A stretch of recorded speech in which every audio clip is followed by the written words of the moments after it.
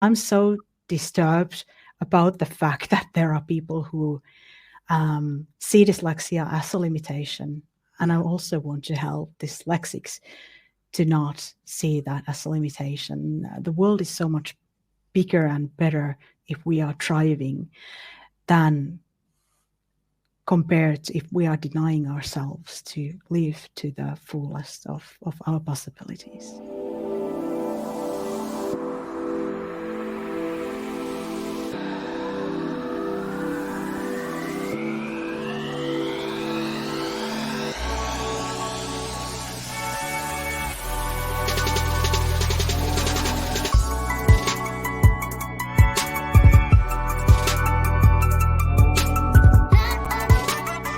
Tell us a little bit about yourself and Yeah. incredible what you do. Thank Yeah. you. So obviously I'm dyslexic. I was diagnosed twice at 8 and 13 years of age, and I have dyscalculia. And I call myself, and pretty much everybody knows me, as Dyslexia Liberator. And I am dyslexia empowerment coach. I help dyslexic adults to be okay with their dyslexia, to really see that as a feature, not a limitation, so they can thrive instead of just survive. Absolutely, and wonderful. Thank you so much again, one, for being here, and two, for sharing your valuable time with our audience. So, you mentioned, can I just dive straight in there, Mallu? You Yeah. mentioned you were diagnosed twice. Can you tell us Yes. a little bit about that? Yeah. So I was 8 when I was diagnosed first with dyslexia. So that was expected. It runs in the family. So I had trouble learning to read, and in Finnish school system, you go to school when you are 7, and you are expected to learn to read within the first school year. So I learned to read on some level when I was 3, but I became fluent with reading when I was 9. And I still remember reading the entire episode of subtitles of The Simpsons. It's like, whoa, I can actually read all of this. So that was the moment when I knew that, oh, finally it happened. So I was diagnosed when I was 8, and I was supposed to get all the support that there would be, for reading and everything else. But my teacher, who had the power to also deny all of it, she decided to deny it. So that's it was the sort of the next 5 or 6 years of fighting with her that I'm actually value of something, instead of like, oh, you are dyslexic, so automatically you are stupid, and so let's deny all of learning from you. And then I was 13, and I was quite promising athlete, and I was in a car crash. I was riding a bike, and car crashed on me. Thankfully, I wore a helmet because I wouldn't be here otherwise. And so I landed on my head, and left side of my body got nerve paralysis. And I was facing the situation where the sports career was gone. I had to learn to walk again. Basically, had to learn to use my entire left side of my body again. And because of the brain damage that I had, I was tested again for dyslexia as well. Just because they had to find out how bad the brain damage was. Yeah. So at the time, it was believed that if you have brain damage, you become more stupid. And also at the time, it was believed over here that if you have dyslexia, you are stupid. So with the dyslexia testing, I did 3 IQ tests because they had to make sure that, how smart I was. And there was supposed to be one test first. And they didn't believe that the results would be right. So second test, oh, this is too good. Third test, oh, maybe we should believe that, you have brains and some capability on something. So I scored really high on the IQ tests. And then I got all the support that I needed. And I was also lucky to get into high school where the teachers were educated about dyslexia. And also, I have dyscalculia. I always try to say calculexia. I think it sounds better. But at the time, dyscalculia was part of dyslexia. So it was in the same diagnosis. And yeah, so I went to high school, wasn't expected to even cope with it. Graduated from high school. And because all of the help that I had received so far, I have managed to find a way to study that was super helpful for me. It was fast and I was able to learn a lot. Yeah. Then I went to college, and college was so boring that I actually went and asked, like, can I speed up my studies? And the dean of the college said that, okay, you have dyslexia. You are not supposed to do really well over here because it's bad. And you seem to have figured out something that other students haven't. And we are actually trying to come up with a solution that everybody would learn better. Can you work with us? So we would come up with a way of studying that would be helpful for everybody. And what came out of that was a studying method that includes most of your senses: reading, hearing, listening, even feeling. And it's used in the colleges in Finland these days. And that was 20 years ago almost.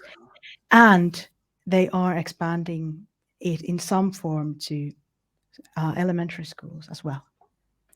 That's incredible. So what is the general perspective of if we were to I traveled to lots of different countries and saw the rawness of dyslexia in lots of different countries, from literally almost from in some of the African countries that I've been into, where they say it's more of a curse than in that sense, and some where they literally don't even know what it means, and other ones saying actually this is not it. And we're very fortunate in the UK, although there's so much that still needs to be done. There's this really great awareness around this. What would you say dyslexia is like in Finland? I believe it's perceived quite well. We don't have celebrities like you have in UK who are open about dyslexia. So we have only a few people, but it's spoken about and people understand it better. Although there are still lots of people who think that it means that you are stupid or that you cannot read or it's only about reading. But over here, what we have is also the understanding that it might be different with different languages, because Finnish is not the only language we speak here. So it is dyslexia is usually tested against Swedish, which is the other language over here, and in English. So, for example, my diagnosis, even back in the 90s, includes quite many details about which language dyslexia is really bad, and I speak all of them. When you, it's so interesting. We were, I was due to do before the pandemic happened. I was due to fly out to different countries, and we were going to be doing a documentary, which hopefully was then going to be kind of taken by Netflix and all these different things. So it's a project which is being kind of put on hold, but the gravitas behind it was decoding dyslexia, and it was around how dyslexia is perceived in different languages and how dyslexia affects people. Because I only, I'm British, so I and there's no excuse for being British, but language is not my forte, and I would love, I adore the fact that people can speak lots of different languages. I think it's incredible. So I can only ever see from dyslexia from my point of view. How does that, from a different language point of view, and hopefully, sorry if I'm being naive on this side of it, does the dyslexia, for anyone that's listening and not aware of dyslexia, does it change more with different languages? Is it more harder with certain languages than it's not? Yes. That's the question I was trying to get out. It's kind of a two-sided coin, in a way that speaking other languages actually helps with dyslexia. There has been some studies about that. So I suppose it's empowering because you learn that, okay, I can do this, I can speak this language. But for there's a big difference with is the language the kind of where it's written and spoken in the same way, unlike, for example, English, or does it have lots of vowels or consonants? Yeah.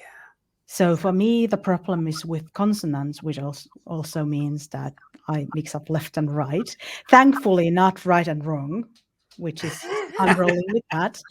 Um, but so the problems, for example, with Swedish or German are different than with Finnish or English. So as a comparison, in Finnish we have far more words than in English, but the words are quite similar. So if I misread something, it turns into something absolutely hilarious, which doesn't happen that often in English. So there's like in Finnish, my dyslexia offers me lots of laughters. Wow, that honestly, that's absolutely fascinating, and I hoped when I was, going to be doing this kind of this research and this study side of it to learn those things. So I will definitely be contacting you once that Yeah, they yeah, and comes. you need to come over to Finland because it's Yeah, we certainly we will definitely do this. I just want to share a couple of comments. Apologies, it comes up LinkedIn user. So whoever has commented on this, thank you so much. But it says, "Wow, this is incredible. It can be very difficult to learn a second language with dyslexia. It's amazing that you speak three. I think, yeah, hats off to you." And Ruth Fenton said, "I find it easier to learn Chinese Mandarin than English, although it's still very hard." That's interesting. So I would think that would be. yeah, that's also the sort of interesting thing with dyslexia. You might actually learn a language that is more easier for you. Yeah. So definitely, and the trick learning a language as a dyslexic, which I suppose it could probably work with anybody else as well, is to learn the language like children do, Okay. because that's a sure way to learn a language. We have learned to speak, so It, it's totally different to learning at school with all it's the amazing. grammar first, and That's Yeah, that's just got my mind my mind going now. That's really fascinating because I guess we don't take into consideration how much we actually learn as children. Learn to speak, learn to walk, learn to talk. All the different things that we do. And I still look back to thinking, when I passed my driving test.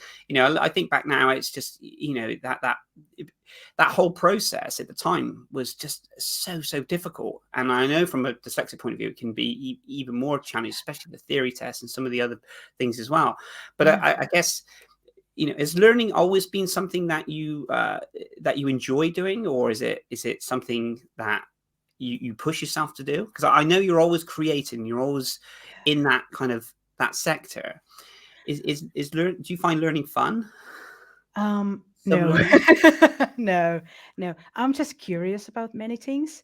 Yeah. So the curiosity is the thing that leads me. Um, so it's a question of finding out what works, like how does this thing work and what is this about. Um, but with learning, what I learned early on, I learned to walk again. So Yeah. it's like that's the hardest thing to do. And also, I had difficulties to speaking then. So I had a lot of things to do then. But the thing is to communicate with yourself. Sounds weird, but we do it all the time. Is your self like inner talk, inner voice, self-talk, is it negative, is it positive? Are you helping yourself to learn, or are you just destroying all of the possibilities to learn?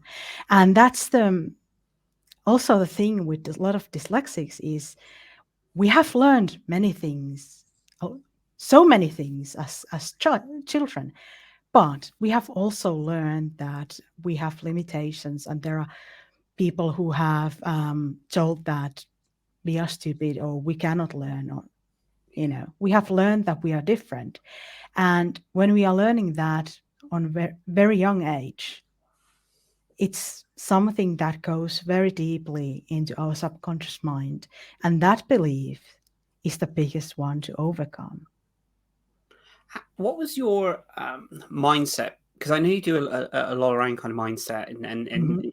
the incredible work that you do. What was the kind of the mindset around that time? I mean, that would be a really dark, really tough time. Having that accident, and thank goodness that you had a helmet on, and thank goodness for that side of it. What was that period of the time like for you? I mean, I can only imagine it was incredibly tough. And is that giving you then the resilience to do the incredible work that you do helping others? Most likely, yes. It was hopeful time. I was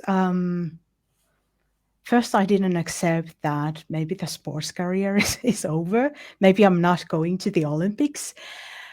And things that I learned from sports, I was also into all of these like East German and Soviet kind of mental practices that they did to get their sports results better. So that helped me. Who would have known? There was a moment 2 days after the accident when all the sort of the biggest shock was starting to wear off, and that was super painful. Now the thing is, I was 3 when I learned to meditate. I grew up around mindfulness and meditation, and people accepting their neurodiversity.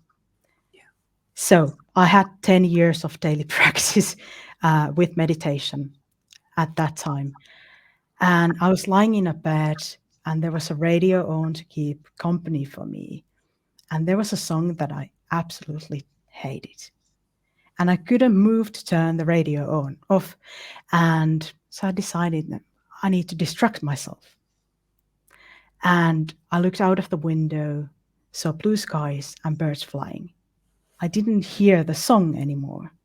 And at some point, I noticed there's another song that I don't like. And what I learned later on, that was quite deep meditation where I was.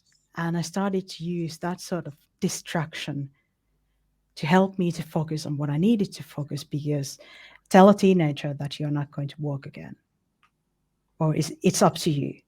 Yeah. The teenager will see if it's possible. And so I started to learn all of these things that were super helpful for me. So meditation and mindfulness, but also NLP, hypnosis, things like that. And ever since, I have just improved my skills. It's phenomenal. How with the meditation side, I do meditation, and it's Mhm. something that I've done. I need to do it more. I know Mhm. that whenever I do meditation, I can really go real deep into this. It's just phenomenal. And I don't need to, to sell that to you, because you know exactly a lot more than I do about meditation. But and I know that it helps. And how would you say to try and get into that? Because I guess it needs. Does it form part of your daily life, or Yeah. the meditation side? How have you got to that? I mean, obviously you've been doing it for quite a long time in that sense. How do you get into that? If say someone was just trying to start doing the Mhm. meditation, what would you say? How would they be able to kind of start implementing that into their lives?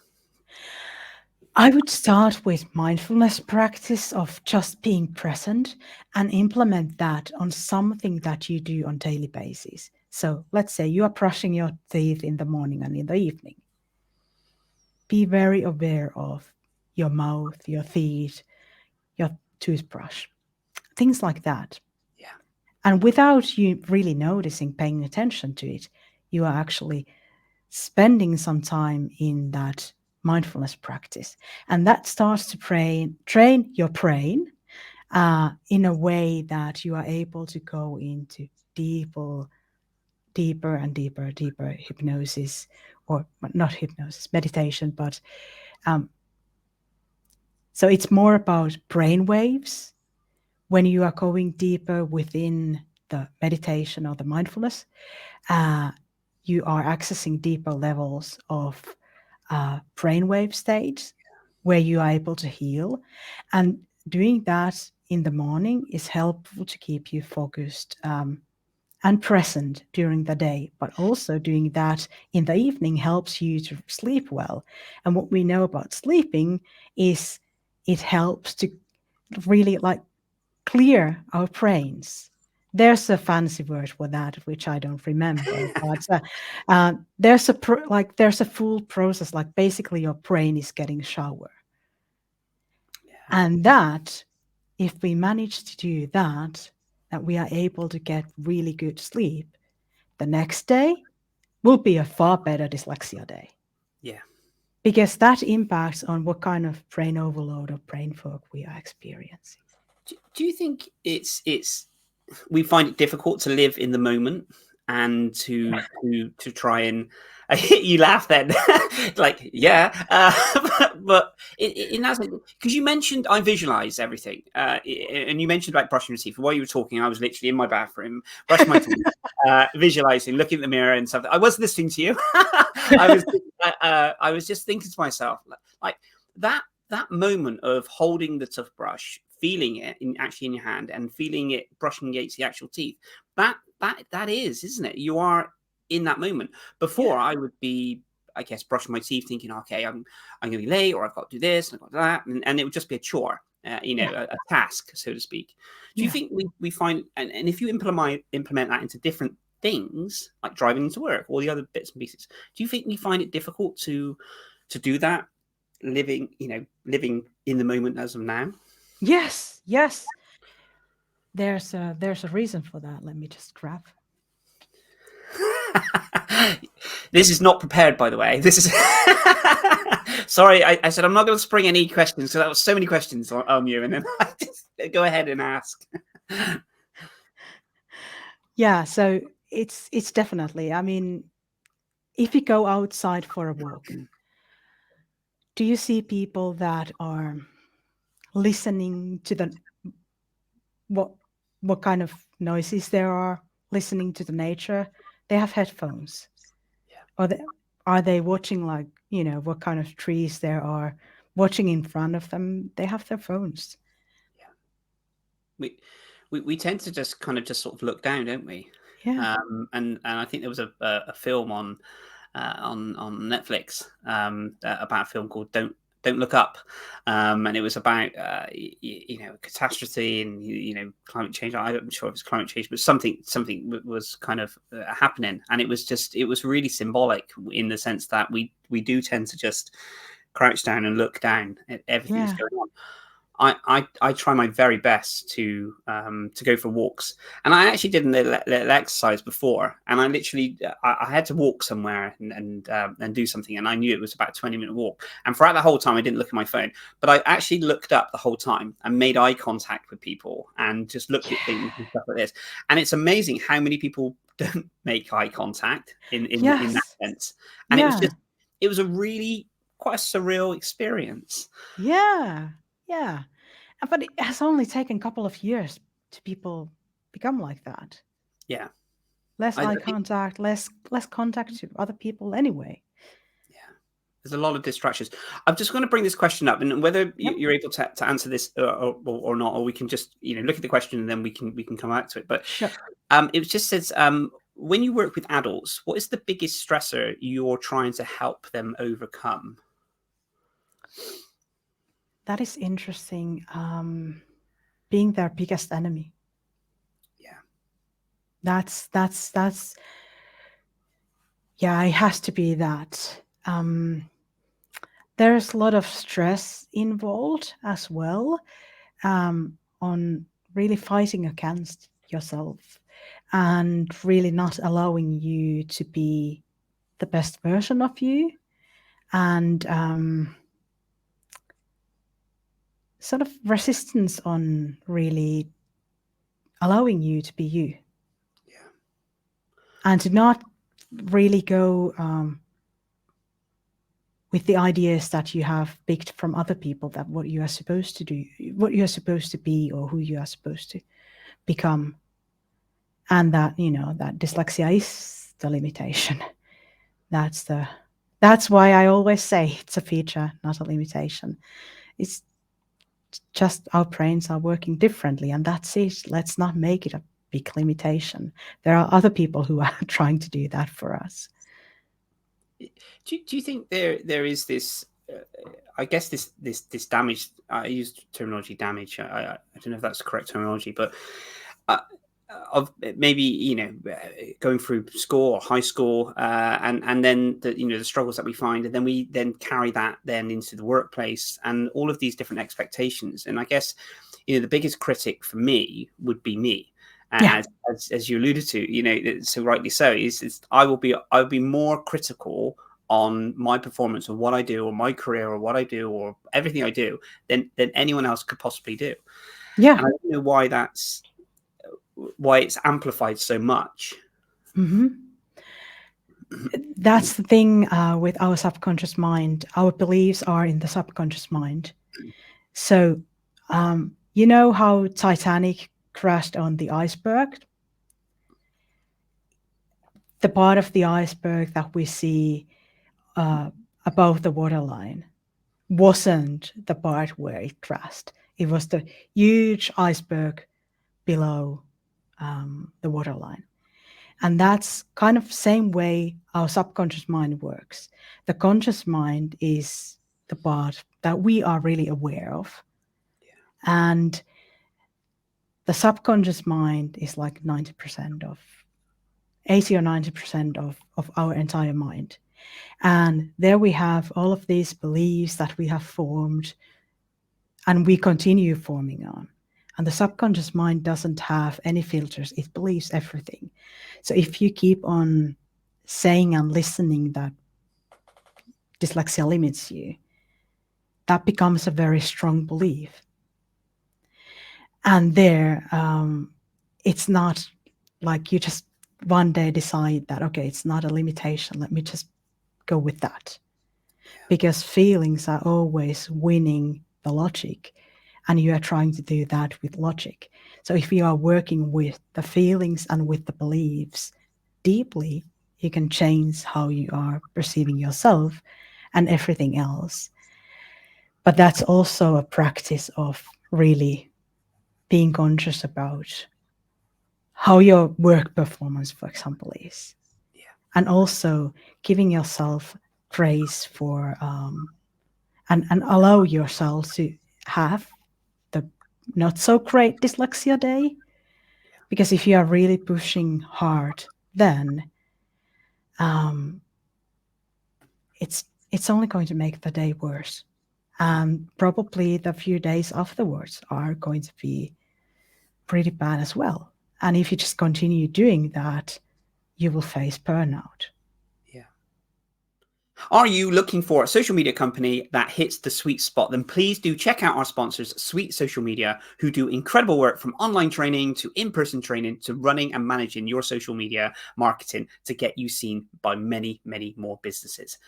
If you comment below Sweet Social Media, you will get a 15% discount on one of their packages. Please do check them out, and thank you so much for being our sponsors. What do you think the narrative, if we looked at the narrative around dyslexia, dyscalculia, dyspraxia, generally, when we look at it, we do have incredible work that you do and kind of finding that inner strength within someone. But if we're always talking about this, it always leads with a negative. In the sense of I struggle with this, I can't do this, I can't, and as you mentioned about that self-talk, it leads with a negative, and then when we hear of a positive, we grasp hold of it and we think, how can I relate to that positive? Yeah. But I think the net is changed ever so slightly. But have you experienced that the narrative around it is more pronounced around the negative? Yes.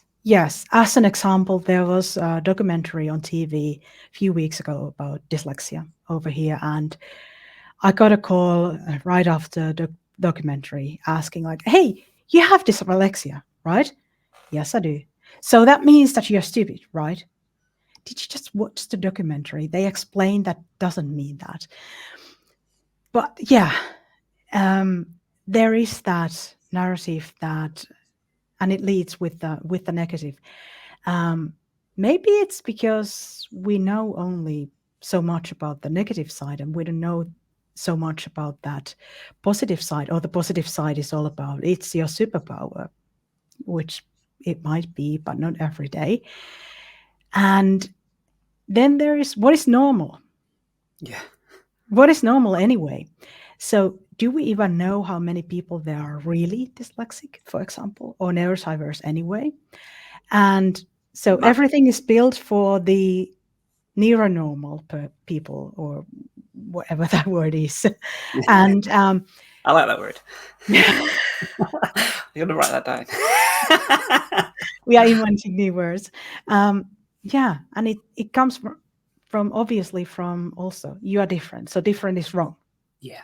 How about different is just different? Yeah. And how about dyslexia is just dyslexia? Yeah. No, I completely agree. I'm just going to bring up a couple of the comments mentioned. It's Lydia Allen, friend of the show. Oh, Great, yeah, great person. So I'm not too sure why your profile's not showing up, Lydia, but she put, yes, fantastic way to articulate that. Constantly negotiating with yourself between that, what you want to accomplish and what you think you can accomplish. And I would just mention that as well. So yeah, thank you so much for sharing that, Lydia. Yeah, I guess the expectations around someone who has dyslexia, for instance, they have this, and I've mentioned this a few times on the show as well. They have this, if they're struggling and then they find out they have dyslexia, I guess the narrative around it is, well, you could be the next Richard Branson, or you could be the next, and Steve Jobs and all the other, amazing things. And I'm not saying that they can't, because the sky is the limit. But if you take an individual that's struggling to just get through the hour's lesson within the class and take in the information and the social surroundings and the noise that the student next to them is making with their pen, or, all these different things that's happening, and then we put on top the expectation, well, you could be the next billionaire. Now, I know there's these big steps that they have to do, but I know that's coming from a place of inspiration, and I aspire to do those things as well, as encourage other individuals. But do you think that sometimes there's a bit of an expectation, as well as sometimes giving them the fact that, oh, well, you've got dyslexia, so you can't do this. So it's almost, you can't do this, you have dyslexia, but you can be the next billionaire. Yeah, there's a huge gap between of that negative and what could be potentially for you. So especially in school is like, have you met any dyslexic who would have had it easy at school? Yeah. So if you are there knowing that all of this is difficult on some level, and you see all of these other students who are thriving, and it's far more easier for them, and then somebody tells you that you are potentially the next Richard Branson, it's kind of far-fetched. Yeah. It's not even slightly possible in your mind. Yeah. Whereas that, well, just getting through all of this and just having a good day, might be too far-fetched. I think it's also as well is what people deem as success. Yeah. Is always Richard Branson? I'm sure, he finds himself successful, but what is success for you?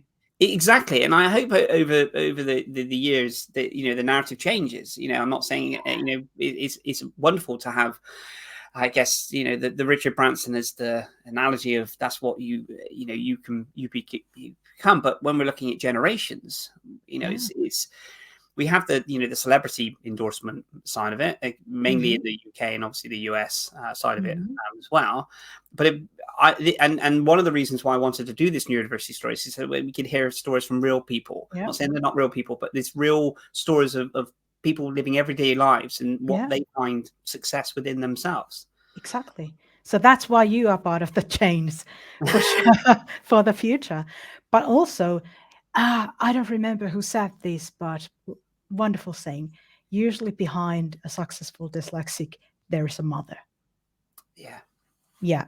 So for me, my mother, who is dyslexic, um, when my teacher was bullying me, she was always telling me that you cannot let a teacher decide how the rest of your life is going to be.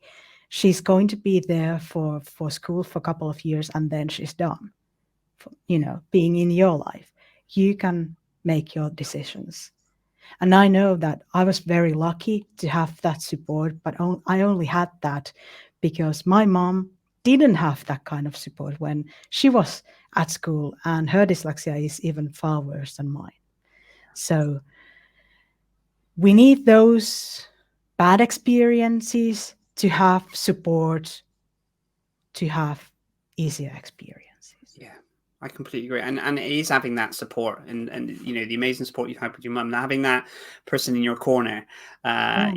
to help and, to kind of, inspire and just fight for you in that sense, because school can be, school's a tough place anyway, as Yeah, in yeah, true.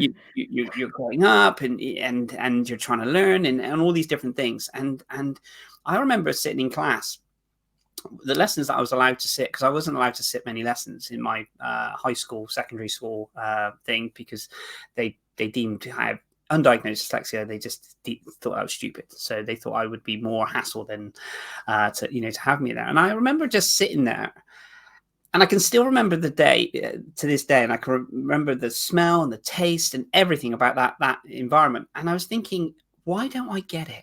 Just why? I was asking myself, like, why don't I get it? Everyone else in the room gets this answer. They know exactly what's going on. Why don't I get it? And that question really, it stayed with me, because it for a long time, and I'd walk home from school with like a migraine because I was just trying to work out what was going on. And I just kept saying to myself, is there something wrong with me? Why don't I get it? And I guess I spent most of my school years trying to understand why I just don't get it. And it was almost like I had a block. I just was so unnormal, we use the word normal, than everyone else. I just did not know why. And that really that can really affect you going on. Yeah, especially if you still remember the smell. Yeah. That's a very deep and strong memory. So how did you get out of that sort of state of mind? Yeah. So I guess the 5 years I was in school, I was in like a porter cabin, so kind of like a little hut, basically, in the middle of the school playfield. And I remember sensations and feelings and smells. And I remember in the winter there was condensation just all dripping down the windows, and in the summer it was just really, really hot and quite stuffy. And it was those moments that I thought to myself, I would always be thinking, I love space. I love like everything that's almost outside of the earth. I love the earth, but I was always thinking bigger. So I was always thinking like how, I was questioning everything, a bit like yourself, just completely curious of everything that's going on. I think that love of learning has helped me, because I feel like I've been deprived of learning for so many years through my school years, that I just love learning now. But I can't get away. I mean, that's just the tip of the iceberg, as you mentioned, about some of the senses and some of the things that the school side of it has had that effect on me. How I get around it is new experiences, sharing them, and I guess being okay with myself that those moments that I had, there was I accept that. Yeah. And what I want to do is try and move forward and experience other things. But yeah, I don't think I ever really kind of put that to bed, so to speak. Yeah. I don't know. I've never really been asked that question, but it's a fascinating question, and I will definitely be pondering on it. Yeah, you should. You should. That's the beautiful thing. Growing up as an adult, you can decide how you are learning. Yeah. And that can even be the thing that makes the biggest difference on how your life forms, or you don't have to follow the rules of the school. How do you learn? So for me, for instance, just give you an example, I literally learn pretty much if YouTube wasn't invented. You would have invented that.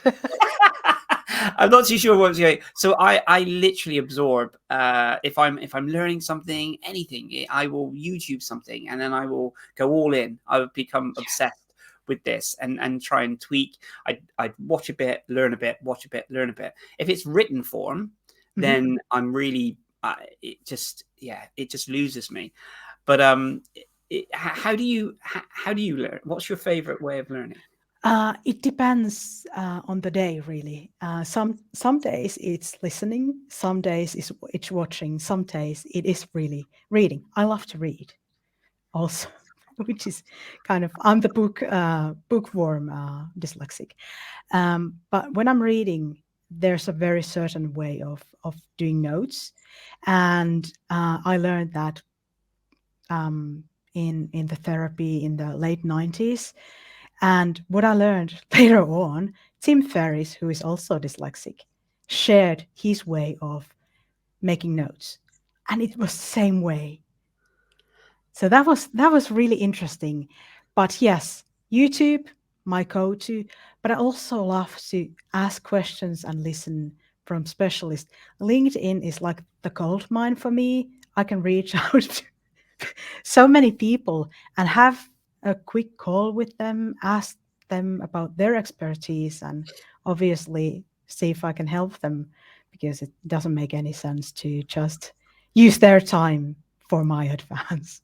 No, but I completely agree. LinkedIn's been an absolute god saver for me, really, in Yeah. the connections that we made. We've connected through LinkedIn and the community that we've been able to build on this. I just want to bring in Adrian Adrian Trace, fantastic friend of mine. Said people need to spill the beans, open up in a safe place. This then reveals where their needs are lacking. We need to understand what is lacking right now. Where you were 5 years ago, or imagining where you want to be in 5 years' time, is not relevant to the process, only in your opinion. Thank you so much for sharing that, Adrian. Yeah. How important would you say then is mindset around I know we touched on it briefly, but just now, and you mentioned about the meditation and the mindset and how we set this. Mhm. How do you think we can start creating that more kind of positive mindset? I know we can kind of do it, living in the moment and the mindset Mhm. side of it. With all the distractions that are out there, how else do you think we can really start to, I guess, have that inner confidence within Yeah. ourselves? Now we are on my favorite topic. So, when you are brushing your teeth, if you have a mirror there, say it out loud if you can. I love you. Start doing that kind of work. If you are really looking at yourself in the mirror and you're talking to yourself, that's like 10 times more effective than just saying affirmations or anything like that, without real sort of intention. But also, I find that really learning to love yourself unconditionally, that's where the change really starts to appear. So that's also one of the things. If it's really difficult to change if you have really hated yourself for decades or years. It's like if you would learn a new habit and you would decide that tomorrow I will, have my morning routine totally in a different direction, or you know, put on my clothes in different order. Um, yeah, that won't last for a long time. You will forget it in halfway. But taking the time to be aware of how you are seeing yourself, finding ways to be more positive, and if it's not even available for you to say that I love you, then start with I like you. Start building it from there, because it started from the childhood. You are wrong, you are different, you are wrong. And there were people who amplified that. And then as an adult, you are learning to love yourself. It takes a lot of time, takes effort. But the more and more you are able to do that every day, if you, let's say you misspell something, is your reaction negative? Are you angry to yourself? Like, are you having this massive outburst of I cannot write? Or are you going like, oh well, that happened. Let's see what's next. Wow. Changing that reaction changes That's many so things. powerful. Because I guess the connotations is if we spelt something and it's gone out, say if we write a post, for instance, on a social media channel or something else, and it's spelt wrong, and then someone says, "Oh, by the way, you spelled it wrong," or which I used to get years ago inundated with incredible people that would just remind me that I've spelt something wrong in the inbox, or some would just write the comments on there, Yeah. and it's almost like, am I angry at myself because I've done that? Or am I angry at myself that it's now going to bring shame? Or am I angry at myself that people are going to think less of me? And as the conversation goes on, it's true, isn't it? It's all about when you look at the mirror and you say, you love yourself first. We Yeah. seek this outside where we want other people to love us and to think we're great, or the other bits and pieces, without Yeah. really loving ourselves. So Yeah. what we're portraying to the world is not what we're receiving back, and we're wondering how is that possible? Yeah. And here's a powerful visual image, if you will, about that. When we are focusing on what other people are thinking, and we might even forget ourselves, we are breathing. It's automatical. There's oxygen going in and out, inhale, exhale.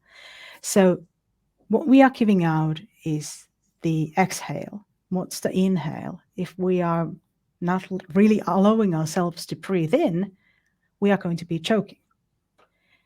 And so that, if we just have that very negative experience of,